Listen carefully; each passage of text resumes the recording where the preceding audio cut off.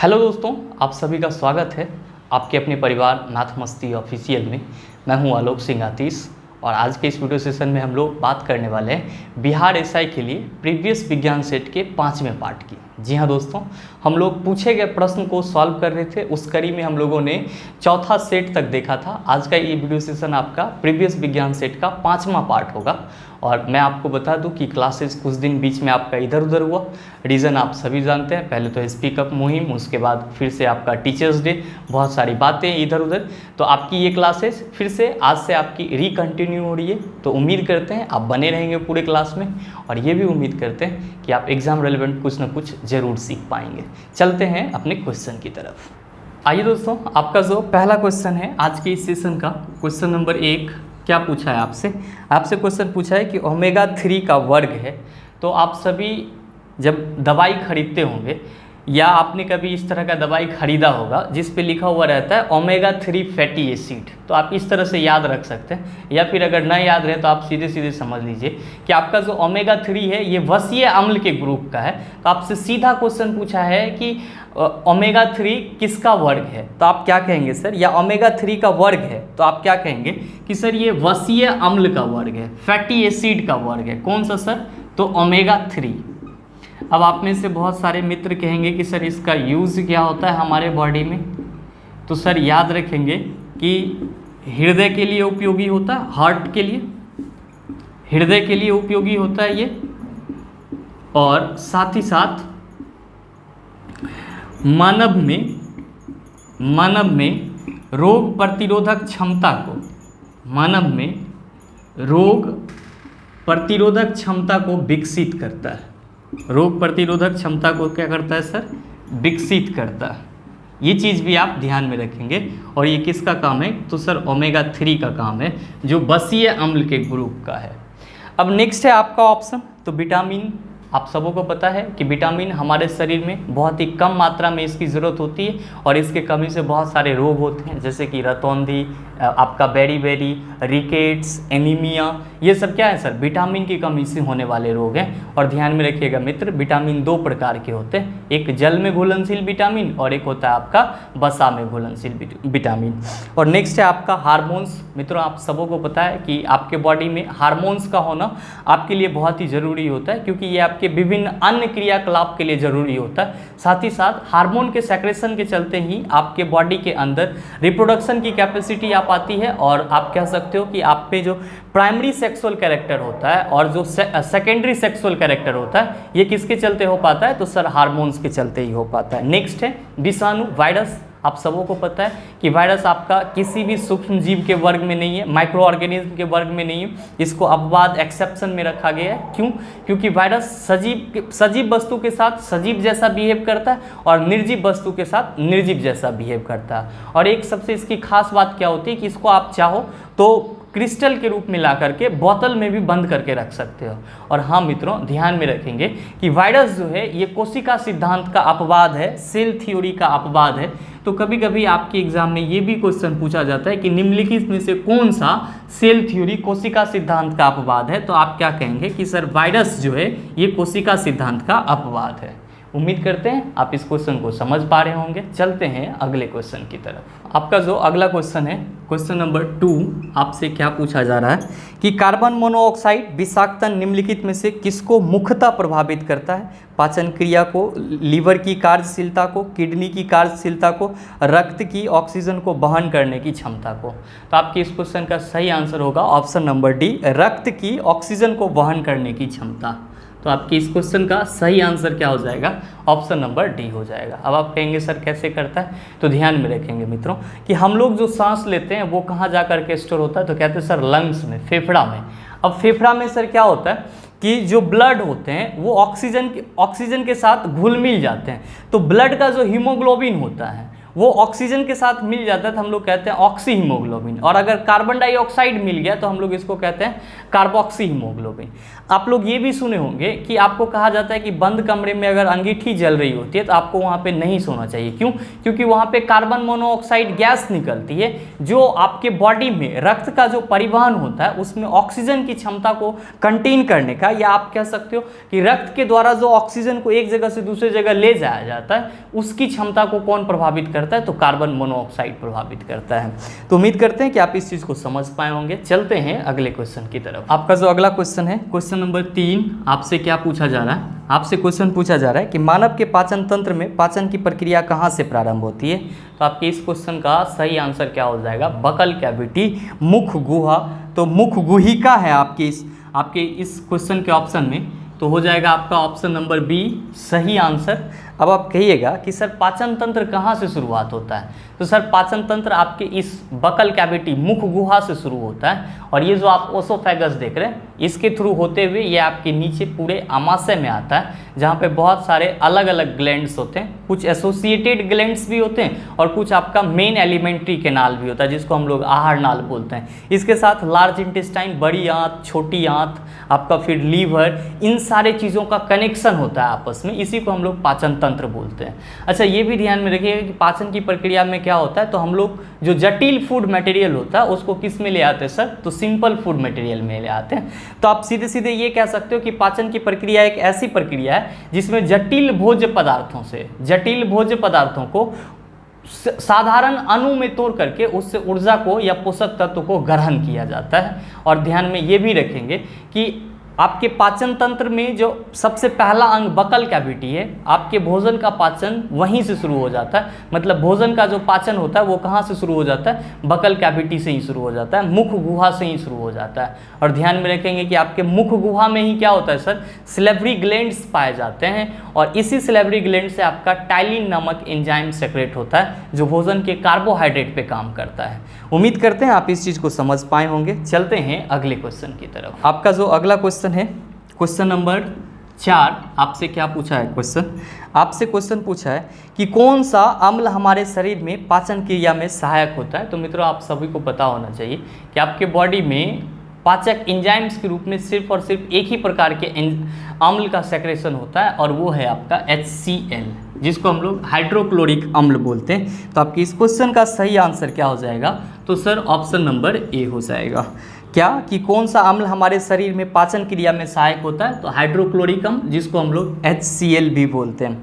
अच्छा, यहाँ पे सल्फ्यूरिक अम्ल भी है, H2SO4 भी है। तो सल्फ्यूरिक अम्ल क्या है आपका? तो ये बहुत ही स्ट्रॉन्ग एसिड माना जाता है, मजबूत अम्ल माना जाता है, और ये बहुत ही कॉर्सिव नेचर का होता है। मतलब क्या कि ये अगर ये आपके शरीर पे गिर गया तो वहाँ पे जलाना शुरू कर देगा। और ध्यान में रखेंगे कि जो तेजाब होता है, या जो हम लोग कहते हैं कि बाथरूम क्लीनर के रूप में उपयोग किया जाता है, वो क्या होता है सर? एक्चुअल में स्ट्रॉन्ग आपका H2SO4 होता है, शांत सल्फ्यूरिक अम्ल होता है। नेक्स्ट है आपका एसिटिक अम्ल। आप सबों को पता है कि एसिटिक अम्ल आपका सिरका में, और फॉर्मिक अम्ल कहाँ पे मिलेगा सर? तो फॉर्मिक अम्ल चींटी के डंक से मिलेगा। तो ये सब छोटा छोटा बात भी आप याद रखिएगा। चलते हैं अगले क्वेश्चन की तरफ। आपका जो अगला क्वेश्चन है, क्वेश्चन नंबर 5, क्या पूछा है आपसे? क्वेश्चन पूछा है कि स्थिति विज्ञान निम्नलिखित में से किससे संबंधित है? नेक्स्ट दिया है आपका स्थिति विज्ञान, जिसको हम लोग स्टैटिस्टिक्स बोलते हैं, सांख्यिकी भी बोला जाता है इसको। तो निम्नलिखित में से किससे संबंधित है? तो भाई सांख्यिकी में आप क्या पढ़ते हो? तो आंकड़ों का संग्रहण पढ़ते हो।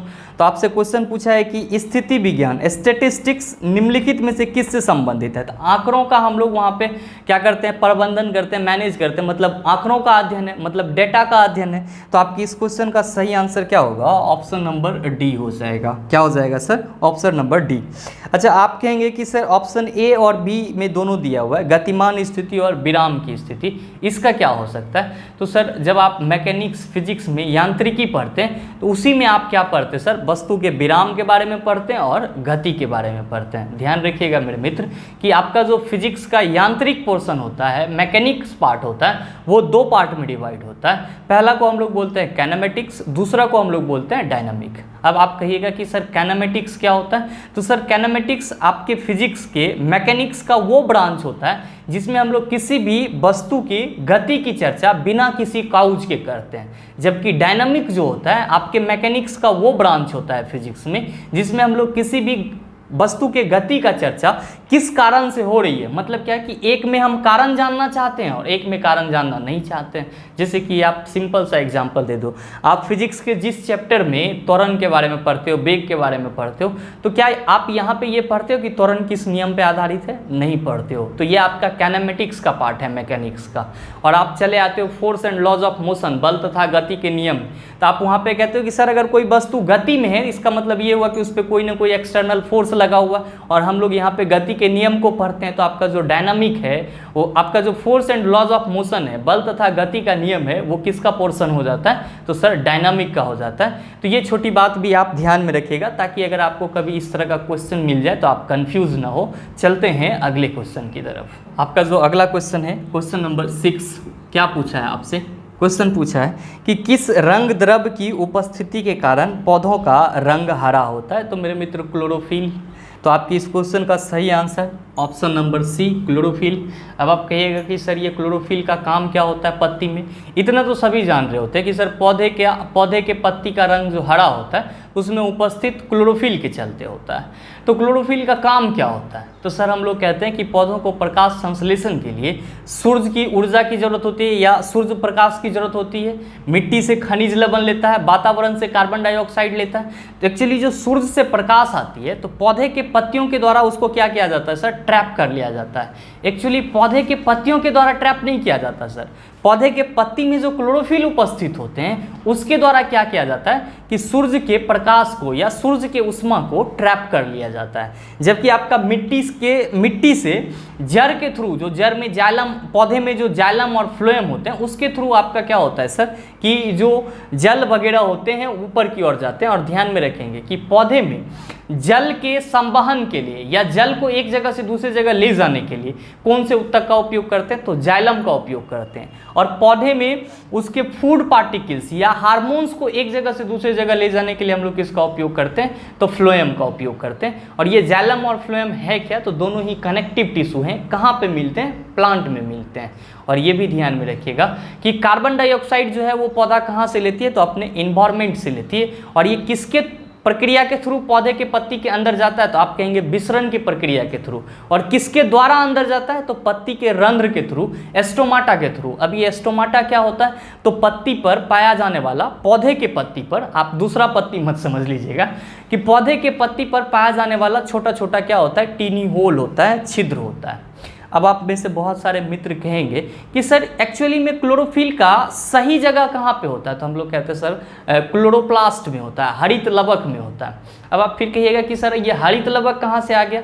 तो आपके कोशिका में क्या होता है सर, सॉरी आपके कोशिका में नहीं, प्लांट के कोशिका में एक कोशिकांग पाए जाते हैं जिसको हम लोग बोलते हैं प्लेस्टिड, जिसको लवक बोलते हैं। और ये लवक होते हैं 3 प्रकार के। पहला होता है लिकोप्लास्ट, दूसरा होता है आपका क्रोमोप्लास्ट और तीसरा होता है आपका क्लोरोप्लास्ट। तो लिकोप्लास्ट जिसमें कोई कलर नहीं होता, तो पौधा का वो भाग जहाँ पे सूर्य की प्रकाश नहीं पहुँच पाती है, जैसे कि आपका जड़ वाला पार्ट हो गया।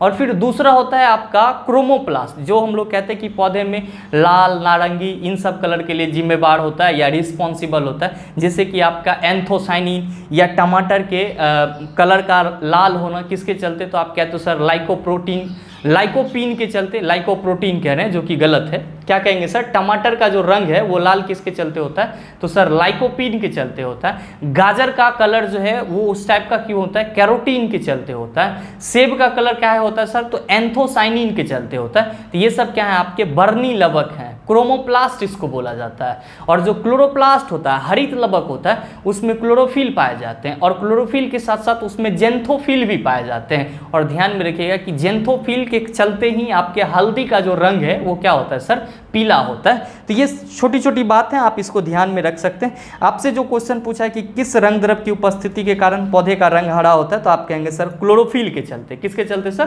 क्लोरोफिल के चलते। अच्छा, कभी ये पूछ दे कि प्लांट में बचा हुआ ग्लूकोज किस भाग में परिवर्तन किस तरह से स्टोर रहता है, तो कहेंगे स्टार्च के रूप में, मंड के रूप में। और ध्यान में ये भी रखेंगे मेरे मित्र कि पौधे को ऑक्सीजन की भी जरूरत होती है, किस प्रक्रिया में, श्वसन की प्रक्रिया में। साथ ही साथ ये भी ध्यान में रखेंगे कि पौधे के वेल ग्रोथ और डेवलपमेंट के लिए नाइट्रोजन का होना बहुत ही जरूरी है। और ये भी ध्यान में रखेंगे कि नाइट्रोजन जो है पौधा गैस के रूप में नहीं लेता है, वो जब भी लेगा तो यौगिक के रूप में ही पौधा लेगा। चलते हैं अगले क्वेश्चन की तरफ। तो आपका जो अगला क्वेश्चन है क्वेश्चन नंबर 7। अब देखिए कि क्वेश्चन नंबर 7 आपसे क्या पूछा है, किस कारण से दिन और रात होते हैं। तो मेरे मित्र आप सभी कहेंगे पृथ्वी के घूर्णन गति के चलते, रोटेशनल मोशन के चलते क्या होती है, दिन रात होती है। आपकी इस क्वेश्चन का सही आंसर क्या हो जाएगा, ऑप्शन नंबर ए हो जाएगा। अच्छा, आप में से बहुत सारे मित्र घूर्णन और परिक्रमण, घूर्णन और परिभ्रमण, घूर्णन और परिभ्रमण इसमें कंफ्यूज होते रहते हैं। अच्छा, ध्यान में दीजिएगा कि परिभ्रमण को ही हम लोग परिक्रमण भी बोलते हैं। क्या बोलते हैं, परिक्रमण बोलते हैं। अच्छा, इसको इंग्लिश में क्या बोलते हैं, तो इंग्लिश में इसको हम लोग रिवॉल्यूशन बोलते हैं। क्या बोलते हैं सर, रिवॉल्यूशन बोलते हैं।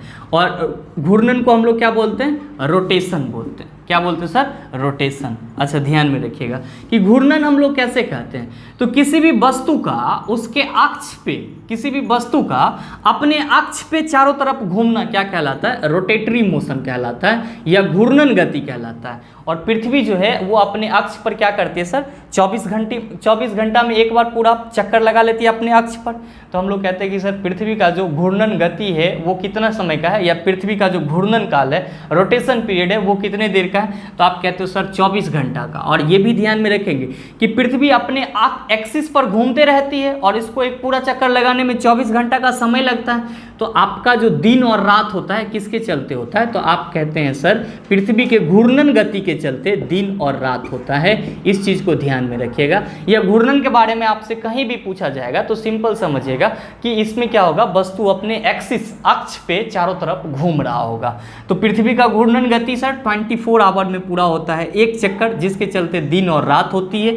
परिभ्रमण क्या होता है, तो किसी पिंड के चारों ओर चक्कर लगाना, जैसे कि पृथ्वी सूर्य के चारों ओर क्या करती है सर, चक्कर लगाती है। पृथ्वी क्या करती है, सूर्य के चारों ओर चक्कर लगाती है, इसको हम लोग कहते हैं परिभ्रमण या रिवॉल्यूशन। और ये भी ध्यान में रखिएगा कि पृथ्वी सूर्य के चारों ओर 365 दिन में एक चक्कर पूरा कर लेती है। तो पृथ्वी पर दिन और रात का होना किसके चलते सर, पृथ्वी के घूर्णन गति के चलते। और पृथ्वी पर मौसम में परिवर्तन किसके चलते होता है, तो पृथ्वी के परिभ्रमण गति या रिवॉल्यूशन मोशन के चलते, या रिवॉल्यूशनरी मोशन ऑफ अर्थ के चलते आपका क्या होता है कि पृथ्वी पर मौसम में परिवर्तन होता है। क्या होता है सर, मौसम में परिवर्तन होता है पृथ्वी के परिभ्रमण गति के चलते, और दिन और रात होता है पृथ्वी के घूर्णन गति के चलते। इस चीज को आप ध्यान में रखिएगा। तो आपके इस क्वेश्चन का सही आंसर ऑप्शन नंबर ए। चलते हैं अगले क्वेश्चन की तरफ। आपका जो 8वें नंबर का क्वेश्चन है, बहुत ही आसान सा सवाल। क्या पूछा है आपसे कि निम्नलिखित में से खरीफ की फसल कौन सी है, तो आप कहेंगे सर बाजरा।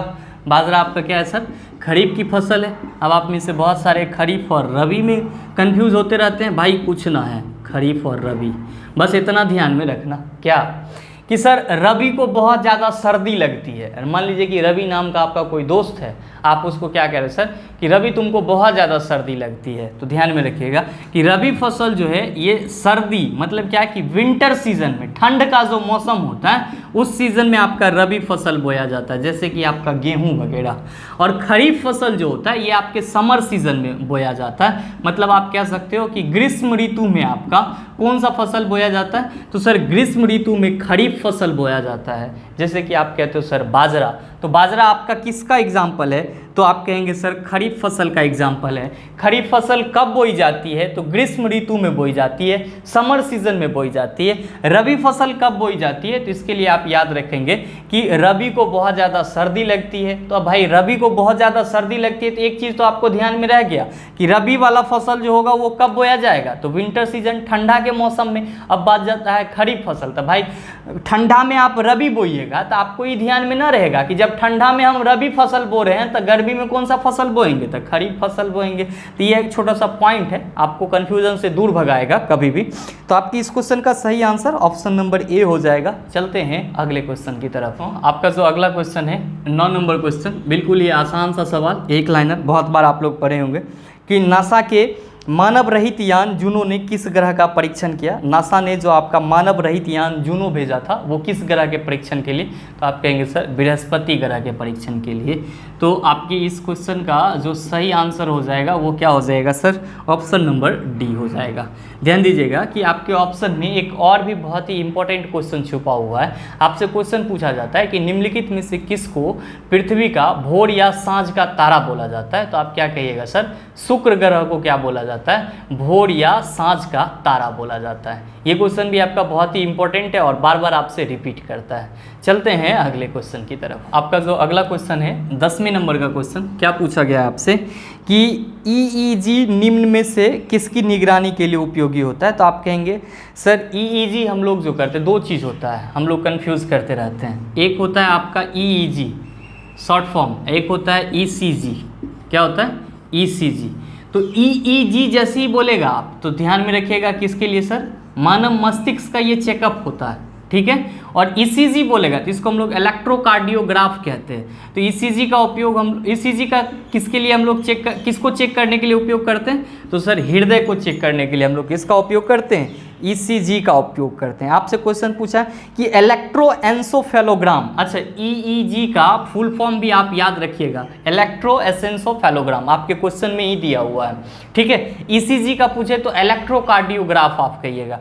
ईईजी किसके लिए होगा? तो मस्तिष्क के लिए। तो आपके इस क्वेश्चन का सही आंसर ऑप्शन नंबर डी हो जाएगा। अगर हृदय के लिए पूछता तो ईसीजी कहते हैं हम लोग, जिसको क्या कहते हैं? इलेक्ट्रोकार्डियोग्राफ कहते हैं। और ये भी ध्यान में रखिएगा कि एमआरआई भी होता है सर। तो एमआरआई का कभी कभी आपके एग्जाम में फुल फॉर्म पूछा जाता है, तो आप कहिएगा मैग्नेटिक रिजोनेंस इमेजिंग। दोस्तों उम्मीद करते हैं यहाँ तक के सारे क्वेश्चन को आप अच्छे से समझ पाए होंगे। अगर किन्हीं को कुछ भी डाउट लगा होगा तो नीचे आप कमेंट जरूर करके बताइएगा कि सर इस क्वेश्चन को नहीं समझ पाया या इसमें डाउट हो गया। अगर वीडियो आपको अच्छा लगा तो वीडियो को लाइक कीजिएगा, शेयर कीजिएगा और हाँ, अगर चैनल पर नए हैं तो सब्सक्राइब करके बेल आइकन दबा लीजिएगा, ताकि इस तरह के एग्जाम रेलेवेंट वीडियो सबसे पहले आपके पास पहुँचे और आप उसका भरपूर फायदा उठा पाएँ। मिलते हैं हम लोग फिर अगले वीडियो सेशन में, तब तक के लिए best of luck. Thank you, have a nice day.